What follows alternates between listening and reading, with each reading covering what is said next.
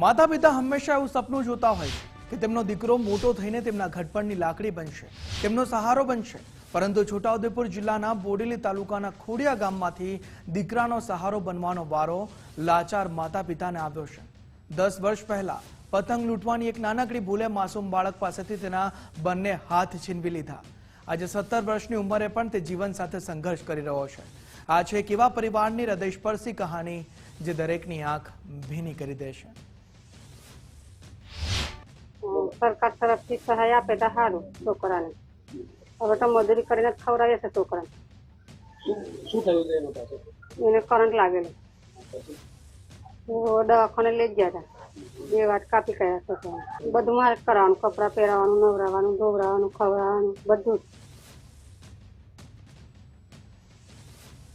બોડેલીના ખોડિયા ગામનું એક સામાન્ય ઘર. તે ઘરનો 17 વર્ષનો જયેન્દ્ર તડવી બંને હાથ વગર તૂટેલી ફૂટેલી સાયકલ ચલાવવાનો પ્રયાસ કરે છે. પગની મદદથી હેન્ડ પંપમાંથી પાણી કાઢે છે. આ દ્રશ્યો જોઈને કદાચ કોઈની પણ આંખ ભીની થઈ જાય. બંને હાથ નથી, છતાં આંખોમાં હિંમત અકબંધ છે. જયેન્દ્ર તડવી જ્યારે માત્ર 7 વર્ષનો હતો ત્યારે અન્ય બાળકોની જેમ પતંગ લૂંટવા દોડ્યો હતો.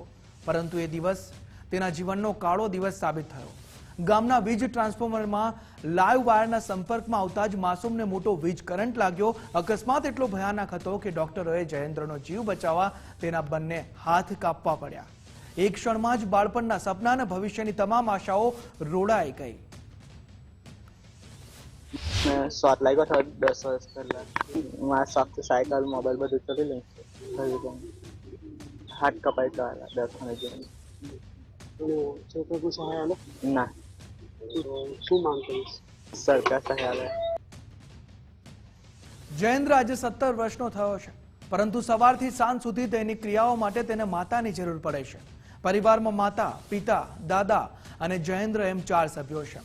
દુઃખની વાત એ છે કે પરિવારની આર્થિક સ્થિતિ અત્યંત દયનીય છે. પિતાને લકવાની અસર હોવાથી તેઓ કોઈ કામ ધંધો કરી શકતા નથી. ઘરનો આખો બોજ માતાના નબળા ખભા પર છે. માતા ગામના લોકોના પશુઓ ચરાવીને માંડ 2 ટંકનું અનાજ ભેગું કરે છે. દીકરાની સંભાળ માટે પરિવારના એક સભ્યએ ફરજિયાત ઘરે હાજર રહેવું પડે છે, જેથી કમાણીના સ્ત્રોત પણ બંધ થઈ ગયા છે. તડવી નરેશભાઈ પરસોત્તમભાઈ, એમનો એક દીકરો છે જયેન્દ્ર કુમાર તરીકે. તો એને આજે લગભગ 10-11 વર્ષ પહેલા વીજ કરંટ લાગવાથી 2 હાથ કપાઈ ગયેલ છે. એ ઉત્તરાયણનો તહેવાર હતો અને તે વખતે એની ઉંમર લગભગ 500 વર્ષની હતી. નાનો હતો, પતંગ વારમાં પડેલી હતી અને લેવા ગયેલો. એવામાં 66 kgનો કરંટ લાગ્યો હતો એને.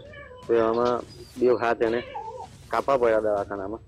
અને ત્યારથી એનું જીવન બહુ પરિસ્થિતિ એમની ખરાબ છે અને પરિવાર પણ બિલકુલ ગરીબ છે. એમાં એ પરિવાર બહુ જ ગરીબ છે અને બહુ જ દુઃખી છે. તો એની વારે ભાજપ સરકાર આવે અને ચોક્કસપણે મને વિશ્વાસ છે કે ભાજપ સરકાર એની વારે આવશે. હું ચોક્કસ ખાતરી આપું છું. ગરીબી હોવા છતાં પરિવારનો આક્ષેપ છે કે આજ દિન સુધી તેમને સરકાર તરફથી કોઈ નોંધપાત્ર આર્થિક કે તબીબી સહાય નથી મળી. ગામ લોકો પોતાના સ્તરે મદદ કરવાનો પ્રયાસ કરે છે, પણ તે અપૂરતી છે. જો કોઈ સરકારી યોજના અથવા દાનવીર સંસ્થા આગળ આવે અને જયેન્દ્રને કૃત્રિમ હાથ મળી જાય તો આ યુવાન પોતાના પગ પર થઈ શકે છે. જયેન્દ્ર આજે પણ પોતાના ભવિષ્યના સપના જોઈ રહ્યો છે, પરંતુ ગરીબી અને લાચારી વચ્ચે જીવતા પરિવારને હવે સમાજ અને સરકારના સહારાની જરૂર છે.